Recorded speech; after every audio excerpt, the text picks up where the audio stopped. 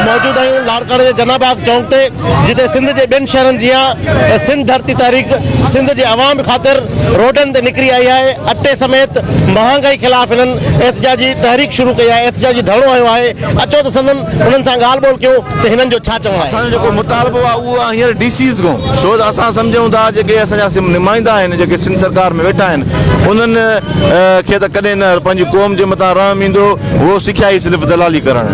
हींअर असां धरती धणी तहरीक जे चेयरमैन भा कादिर चांडियो जेको असांजो मरकज़ी इजलास घुरायो, उन में इहो तय कयो त बाबा असांजा जेके कामोर आहिनि DCs आहिनि जेके क़ुर शरीफ़ ते हथ रखी करे सीट ते अची वेहनि था, असां आवाम जी ख़िदमत कंदासीं त असां हक़ रखूं था उन्हनि को पुछण जो त भई हीउ जेको तव्हां सब्सिडी जेका तव्हांजे गवर्नमेंट नोटिस कढी ॾिनो आहे अक्टूबर में बाबा सब्सिडी ॾियो, त उन ते अमल तव्हां छो नथा करायो।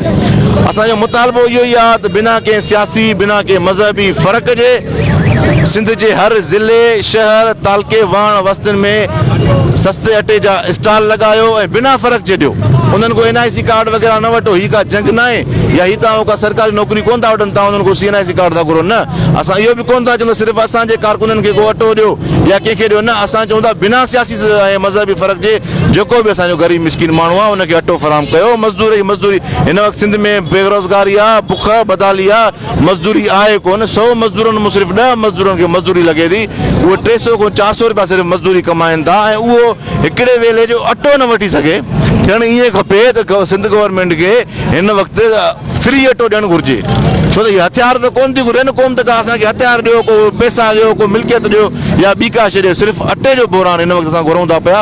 ॿी का उमेद असां रखी कोन था सघूं। असांजो पहिरियों ऐं आख़िरी मुतालबो इहो ई आहे त बिना कंहिं फ़र्क़ जे जल्द ऐं जल्द सरकारी जेको रेट ते जेको अटो आहे उहो मिसकिन मज़दूर माण्हुनि जेको हिते धरणो आहे उन सां जो मुतालबो इहो आहे त सिंध वासी असां पाण खे मालिक महसूसु कंदा आहियूं। अॼु असां अटे जी लप जे लाइ तड़पी रहिया आहियूं। असांजा कई इन कतारुनि में बीह करे अमीरनि वीचारनि जूं जंगूं ज़ाया थी वियूं, कई लाश ढोयूं था।